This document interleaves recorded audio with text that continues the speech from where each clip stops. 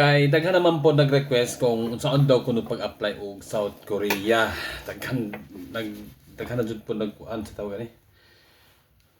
Pero samtang maggama ta og video kung unsa pag-apply diri sa South Korea, maggama ta og fruit salad. First time na ako maggama og fruit salad diri sa Korea. Yo man telingaw. So ang first requirements jud sa pag-apply og South Korea kung gusto nimo mag-apply as a factory workers diri sa Korea is kinahanglan na siya kanang qualification or qualification or requirements. So protactile aray. So pagaba ni ate na. So ang edad is 18 to 38 years old ang pwede mag-apply diri sa South Korea. Okay. Sa gender or ang iyang kuan ba, ang gender nila nga pwede mag-apply diri sa South Korea is pwede babae, lalaki, girl, boy, bakla, tomboy in general. Pwede mag-apply diri sa South Korea. Kasi ko ni mamaog ate na. Tanggalon sa tubig ani. So karon kung nanay exam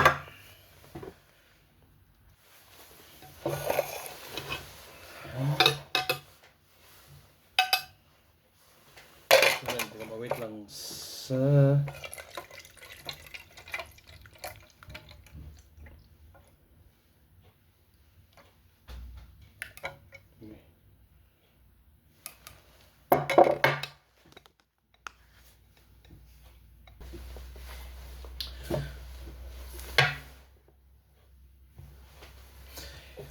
So, kung pasok ka sa requirements sa edad 18 to 38 years old, kinahanglan naa kay passport nga active siya sa 1 year validity kay kung sa panahon nga na exam, kinahanglan jud ang validity is 1 year pataas kay kung below gani 1 year ang imong expire sa passport dili na kapatikon og exam, okay? So mao na sa requirements ang edad 18 to 38 dayon na kay passport holder. Inighuman maghuwat ka og kanus-a ang posting sa exam. Kasagaran mahitabo jud kung dili mausab kay by March na mag-announce na sila. Kay karon nga time sa lain country nag-announce na ang Cambodian ba to og nag-announce na. Kay karon mapamangon mahuman ang Pilipinas. So inana ang imong dapat mahibaw-an kung mag-apply ka sa South Korea kay dili kay sa gusto lang nimo mo apply ka og South Korea nga mo exam ko gusto na ko exam kanano ko passport dili na kinahanglan maghuwat ka sa time kung kanus sila magpa-exam. So karon kung nana poy registration sa exam mo doon ka sa website sa sa DMW katong sa una bitaw nga PUEA nato dito DMW Department of Migrant Workers. So dito ang mga posting kung kanus ang exam. So karon kung nana exam maghuwat ka sa online magama ka og online registration dito ka magpa-register para ma-appeal ka sa finalist sa mga mo-take sa exam. So ingana. So karon kung nana exam niya kung makapasar ka sa exam diha pa ka magpasa og pre-medical nga dili nga libre atong pre baka nang pasiuna para i-apply ang imuhang kanang sa visa nag-aaw ka ng kay ipasa man na diri sa South Korea. Sa ning mag-abo og ma-approve to siya, maghuwat na ka og employer. So karon kung nana ka employer ka ng amo kang amo man magpili sa tuwa di man ta pag makapasa ta exam dili man kita magbuot sa atong trabaho. Ang mga amo ang mopili sa tuwa. Okay? Sunod, kung na kay amo, huwato nimo maabot ay mong visa niya, permahan nimo sa through online naman po nakaroon ni para sa una nga mano-mano. So, imo na siyang permahan sa online. Dayon, saan kayo mag-lag ko Inighuman ng perma sa online, maghuwat ka og plane ticket, magbulokat ka og plane ticket. Ina na ang pinaka-flow sa paggama o pag-apply og South Korea. Naglibog na nung kanang istorya. Amot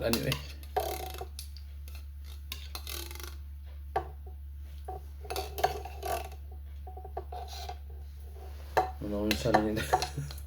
Di mo lang din ka umgama oy. First time na ako magama og fruit salad diri sa Korea.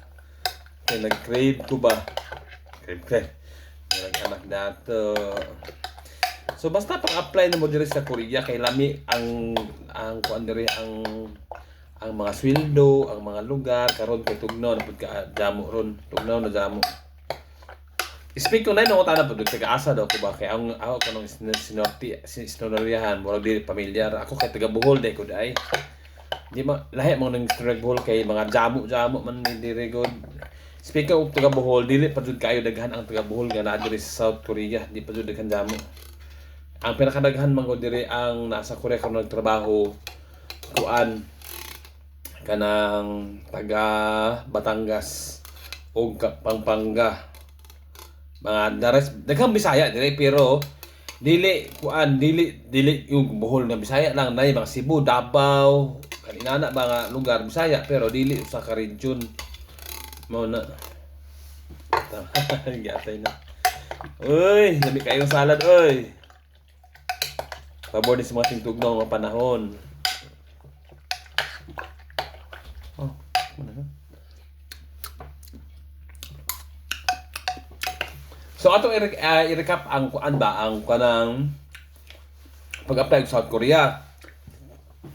18 to 38 years old ba laki unsa may imong gender walay problema kay walay discrimination diri pagdating sa gender.